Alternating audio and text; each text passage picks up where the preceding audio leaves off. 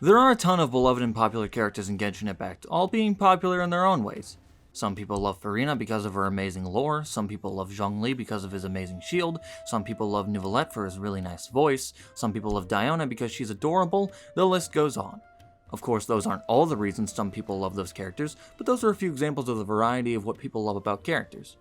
But I feel like there's one character that stands out above the rest, not as the most popular character, but for being the character with one of the most cult followings behind them. That character is Kaveh. People rallied for him to get a banner when he didn't get one for so long, people freak out whenever there's new Kaveh official content, and he's brought up even when Kaveh has nothing to do with what they're bringing it up in. Want evidence? People started asking for Kaveh only on my channel before he even released. Well, be glad I wanted to do this for a long time too. Can you beat Genshin Impact using only Kaveh? Here are the rules. I can only use Kaveh in battle. Any puzzles that require another element can be completed with another character. No fighting enemies in co-op, no healing items in battle, and all claymores are allowed. Now let's see if you can beat Genshin Impact using only Kaveh. The challenge starts with us getting 2 Kavehs, which I showed in Furina only. I picked this challenge back up around the start of 6.0, and Kaveh was on the banner at the time. I really couldn't have picked a better time to continue this challenge. First we go to Amber's domain and skip it by platforming on some rocks to reach the Door of Resurrection. Next is Kai's domain, which we played normally outside of jumping over the spikes. Last is Lisa's domain, which we also skipped by jumping off of an invisible platform. Now we need to reach AR10 to start Mondstadt Act 2. This is where I usually go over the character I'm using's pros and cons. We'll start with the pros. He's a Dendro character. Dendro gives us the ability to use a wide range of very useful and powerful reactions, like Bloom, which is his specialty, Spread, and Burning. There's also no Dendro immune enemies during the Archon quests, which is a small luxury. Outside of reactions, his abilities are decently strong, including his normal attacks. His elemental skill being on a low cooldown and giving us some decent particle generation is really nice because his burst gives him Dendro infusion. Both of his passive talents are good, but won't see a lot of use, which is fine. He's also a tall male character, which not only makes him hot, but it also makes him fast. What about the cons though? Since we won't have access to his healing properties a lot of the time, Kaveh's sustain will be lacking. His boss is also the Dendro hypostasis, which is annoying, but at least we can beat it with only Kaveh. Looking at you, Fischl. Not gonna lie, that's all the cons I have for Kaveh. To reach AR10, I did some monster exploration and some adventure handbook quests. Doing those quickly gets me to AR10, which gives us a free standard pull. But I'm not done yet! As you may know, the buff to the adventure handbook makes AR grinding a lot easier than it was in the past. For that reason, I'm gonna see how far I can go before even starting the Archon quests. Because of this, a lot of what I do for a while is just exploration, so we're gonna go into speedrun mode to cover this. I continued exploring Mondstadt to open chests and teleport waypoints, collect animoculi, do some domains, and eventually unlock commissions at AR12. I also made sure to complete adventure handbook goals as I unlocked them. Doing that gets us to AR15, I'm telling you, the adventure handbook is absolutely broken now, and we can ascend Kaveh and unlock his healing passive, which heals him when he gets hit by bloom cores he creates. I then went to Danauba Gorge to break the Sword Cemetery seal, which gets us a Claymore billet, which will come in handy later. I'm still using Debate Club for now, but that'll probably change when I get a Claymore from polling. At AR17 I did Kaya's, Amber's, and Lisa's story quests. After that I went to Celia Gardens, the Weapon Ascension domain in Mondstadt, to reach AR20, at which point I went to Spiral Abyss and cleared floor 1 easily. In the Mondstadt domain we got our first death because of burning, but Kaveh came back with a vengeance and destroyed them. Now is about time to start Liyue exploration, which started with just opening the map and passively collecting Joculi. I went to the Virgin Jade Chamber and then did the Treasure Lost Treasure Found world quest.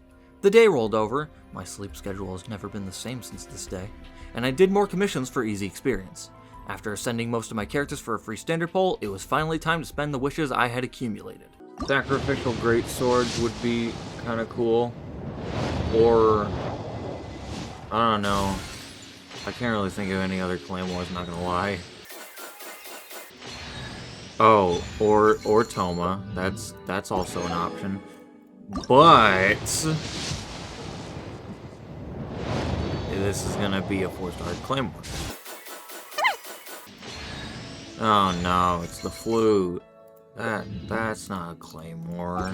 I really couldn't have timed doing this challenge better because Kaveh's on banner. I didn't even think about that when I put this on the poll, but we're gonna get Kaveh. Watch. First 10 pull, Kaveh. Or Favonius Sword. But this one's gonna be Kaveh. Watch. Here he comes. I told you! C2 Kaveh, let's go! Hey, at least we got a Kaveh constellation. I continued on with Leo exploration, including doing the Chi of Your World quest, the Tree Who Stands Alone world quest, and the second part of the Treasure Lost, Treasure Found world quest. I'm now almost AR 25, so it's probably a good time to venture into Sumeru to get both our boss drops and his regional specialty, which is morning flowers, which is fitting because Kaveh is definitely depressed. After walking for almost an hour, we finally find some morning flowers. They're pretty easy to get because they usually come in clusters of around 2 to 3. We also have to fight the Dendro Hypostasis. The reason I brought Yanfei was because I thought you needed Pyro for the revival phase, but you just need Dendro. Listen, it's been a while since I fought this guy, okay?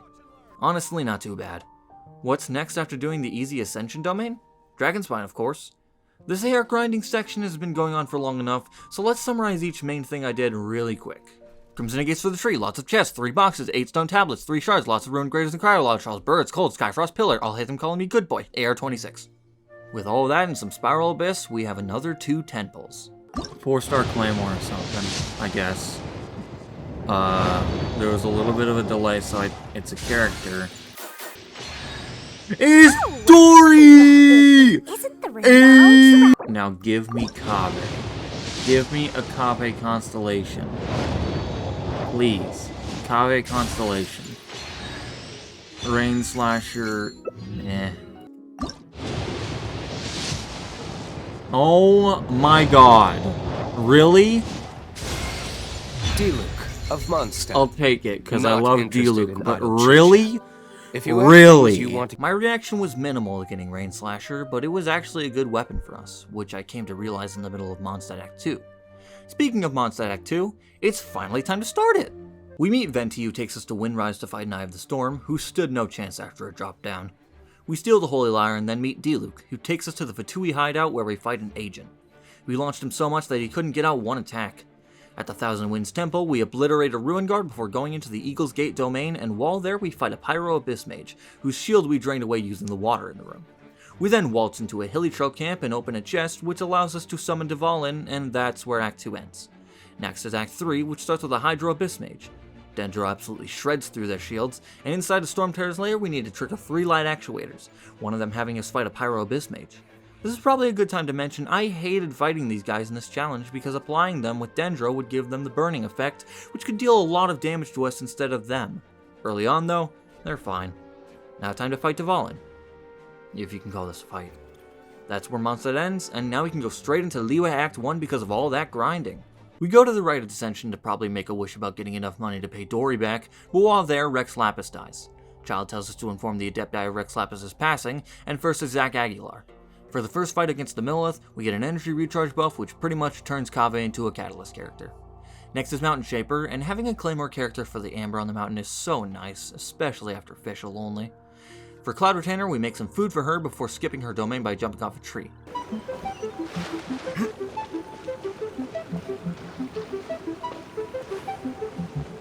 Last is Zhao, and the Ruin Hunter in this part of the quest was easily taken down by the power of the Architect. Act 2 starts with us meeting Zhongli, who takes us to Dadaupa Gorge to boil some rocks. Grass can't heat the pot, I'm just as surprised as you are, but we used Diluc to heat the pot because he's hot, ha ha ha ha ha ha. Next is Madame Ping's teapot, and nearly all the slimes in there allowed us to use a broken Dendro reaction on them. I forgot to record the treasure hoarder fight at the Guizhong Ballista, but it was easy and we managed to protect the useful parts. We go on a date with Zhongli, and last is Act 3, which starts with us using Kaveh to activate the windmill mechanism in the mountains.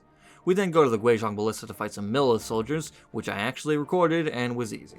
We go to the Jade Chamber, and while it's cool and all, it doesn't hold a candle to the Palace of Alcazarzaray. We then go to sing some flowers for Zhongli. Yo, yo, yo, social studies is next on the sketch. You got your books or are you stuck on a ledge? Rap is magical! The 3 Cryo Whopper flowers that appear are pretty easily taken down, and now it's time for Child. It's really unfortunate that this fight is as easy as it is. He's just so slow in Phase 3. Last is Osile, and this is even easier because of the constant bloom procs. That's where Liyue ends.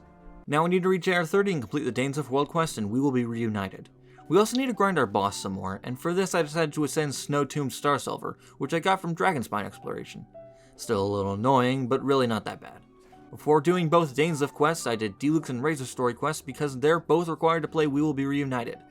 While doing Razor story quests, the game kept crashing, which was just awesome. There were a few annoying Pyro Abyss mages, but most of the other Abyss enemies were easy to deal with. I don't think I recorded a lot of the Inazuma interlude quest, which I think meant it was easy. Now we can start Inazuma.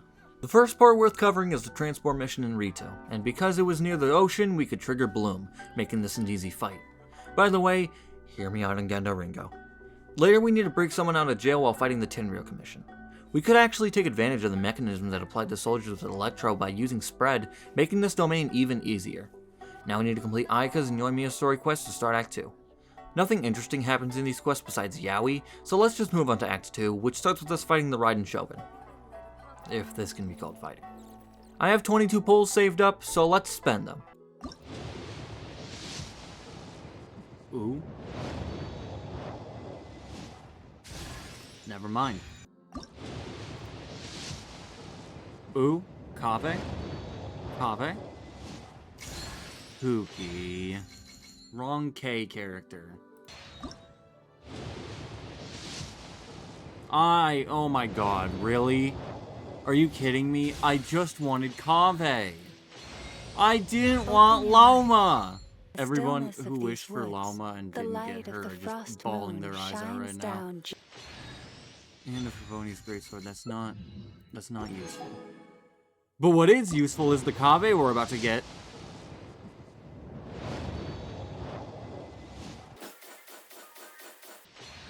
Another Kuki. God damn it. Just my luck getting the event 5-star and no Kaveh cons. Don't! Before continuing the Archon quest, I crafted Prototype Archaic. I didn't automatically level it, but I would eventually. We swiftly take down the 2 Tenryou Commission soldiers to save the Virgin, and he takes us to the Resistance camp where we meet Goru and do some archery demonstration. And if you couldn't tell throughout this challenge, Kaveh doesn't wield a bow, so we just let Tainari, whom we got from the free 5-star event, do it for us. We easily take down the 3 Tenryou Commission soldiers at the front lines, but before starting Act 3, I grinded the Dendro Hypostasis some more for when we reach AR-35. Now it's time for Act 3, which starts with some Ronin bordering Watatsumi Island. They're all near water, which allowed us to use Bloom. At the 3 Electro Pillars, we had to use Lisa to trigger them because, just like with the bow, if you couldn't tell, Kaveh is an Electro. I hope you're remembering this, there will be a test.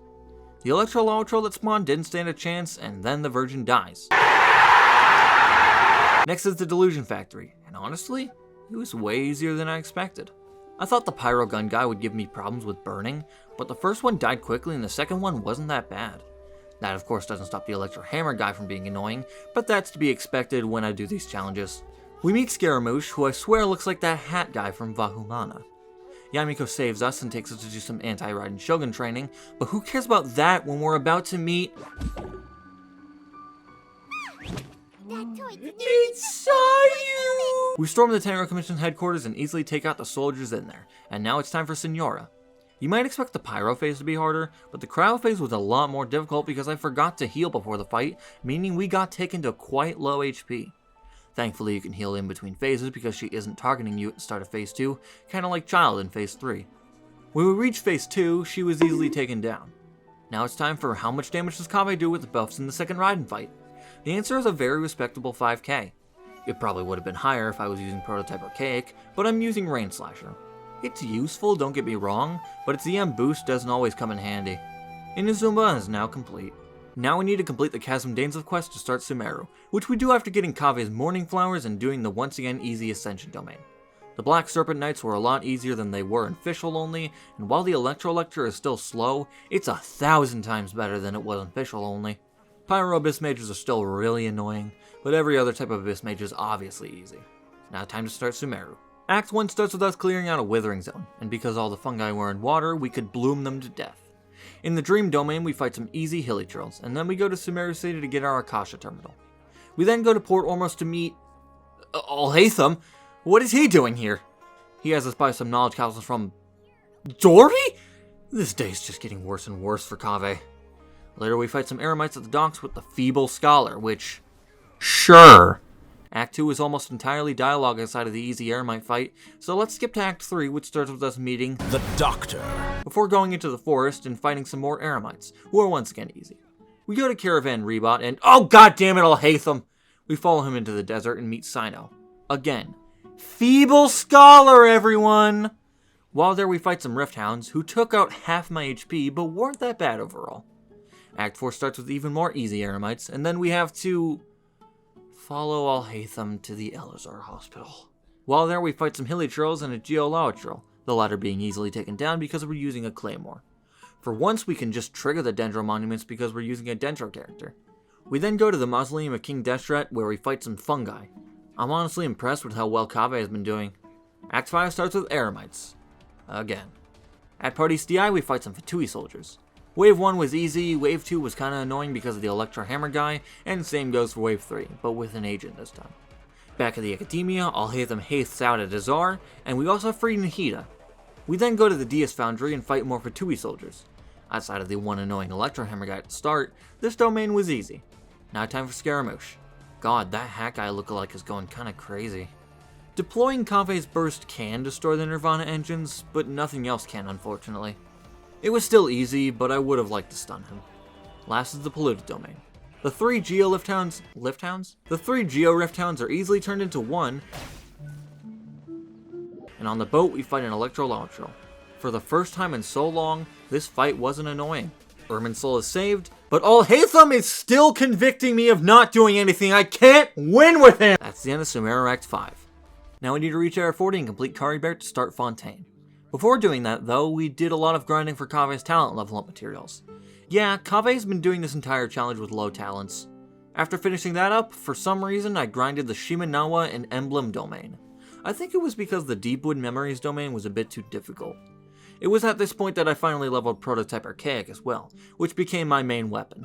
I tested it against the Dendro Hypostasis, and it worked pretty well. With grinding done, I started Caribert. In the middle of the quest, we reached Area 40 and leveled Kaveh to level 80. The only fight worth mentioning is the Cryo Herald, who is easy because we use a Claymore. With that done, we can start Fontaine. We meet Linny and Lynette at Romaritime Harbor, and they have us get some Romaritime flowers for them. We just met, dude. We can use Hydrogranum to collect them, and with that done, we go to the Court of Fontaine where we meet Fremine. We also meet Child again, who takes the only battle in Act 1, so we're going to move on to Act 2. We investigate with Navia for a while before going into this underwater domain filled with clockwork mecha. None of them were difficult, even if the Electro one took us down to half HP. Kaveh, Kaveh, Kaveh, Kaveh, give me Kaveh, give me Kaveh. Hey, we got Kaveh! Before continuing the Archon quests, we grinded Deepwood Memories for Kaveh. After grinding for a while, I got some decent artifacts. Acts 3 and 4 have no combat, so we're just going to move on to Act 5. But before we do that, what do we think Kaveh got in jail for? I was thinking because of his debt to Dory, but Dory probably wouldn't throw him in jail, she would probably freeze him in Carbonite. Act 5 starts with the Tower Domain, and while there are some fights that would normally be worth covering, we all know this domain has one of the hardest fights in Genshin Impact's Archon quests, the Ruin Guard and 2 rogues. Kaveh got really close to dying in this room, but he surprisingly did it first try. Later we put Furina on trial, which leads to Furina and Focalor plot, but who cares about them when we have 2 Hydro Gardemex to fight? I don't know why they dealt a third of my HP, but it was still easy. Last is the All-Devouring Narwhal. The buffs you get in this part of the quest make it so this fight will never be difficult. That's the end of Fontaine Act 5. All we need to do to start Knotline is complete the Archon quest Bedtime Story. Early on we had to fight 2 Pyro Abyss mages back to back, which was definitely not annoying, and as for the Cryo Abyss Herald, it was once again easy. Now time to start Knotline. Act 1 starts with us meeting Kachina, who takes us to the Stadium of the Sacred Flame where she and Mualani take part in the pilgrimage. Kachina ends up winning because she is goaded, and Mualani takes us to the People of the Springs to chill out. Thank God someone let us chill out. Oh wait, the Abyss is back. God damn! The Abyss enemies are easy, but in this part of the quest we get a teaser as to what my life is going to be in Act 4. Spoilers, Act 4 took the longest of every Archon quest just because of the Abyssal pylons. Act 2 starts with us realizing Kachina is stuck in the Night Kingdom, but we also see the captain for the first time. While trying to retrieve Kachina's ancient name, we fight more Abyss enemies, including... God damn it. Later we go into a domain that leads to the Night Kingdom, and while there we fight another Pyro Abyss Mage, who is paired with 2 Abyssal Saurians. They might not have gotten me close to dying, but it didn't stop the fight from being really annoying. In the Night Kingdom we fight more Abyssal Saurians, and I don't think people realize how much more annoying these guys are when they're more tanky. We rescue Kachina with the power of friendship, and now Act 3. We meet Zelona and Seatlali, and we go with Seatlali to find Auroron. At the Fatui camp they're holding Auroron at, we fight some Fatui soldiers. The first wave was so stupidly stacked that I died 3 times before beating them, and easily beat the second wave once I reached them. We rescue Auroron, and he takes us to meet the captain.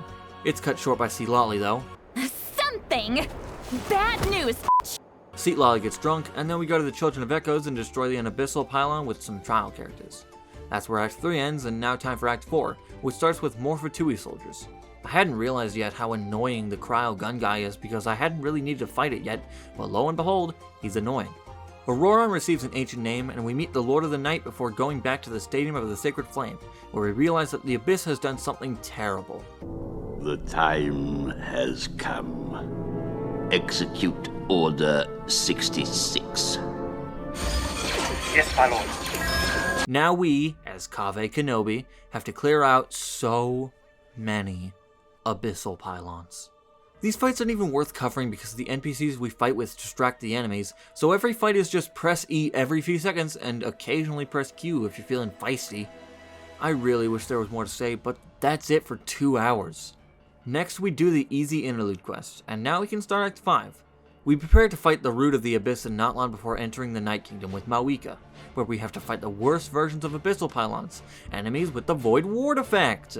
Again, not hard, just so slow. Now we need to fight Gasoithoth Skywalker, and by that I mean use Pyro Traveler and Mawika to defeat him. Listen, I tried the fight afterwards and got destroyed by HP loss, so I think this is for the best. The captain pulls an Uno reverse card on the Ruler of Death, and that's where Natlan ends. That means we beat Genshin Impact using only Kaveh. That was shockingly smooth. Kaveh didn't have any big struggles for the entire playthrough. He just did well. I can't remember the last time I had a challenge where the character I'm using just did well with no substantial struggles, and I gotta say, I'm really impressed and happy with how well he did. On the tier list of difficulty, he goes at the top of Walk in the Park, and on the solo tier list at the bottom of Amazing. I 100% get why people wanted me to do this challenge for so long. Kaveh is goated. My next challenge will probably be Munchkins only, and I chose that name because it's hilarious and adorable to me. But until then, I'll leave you with that.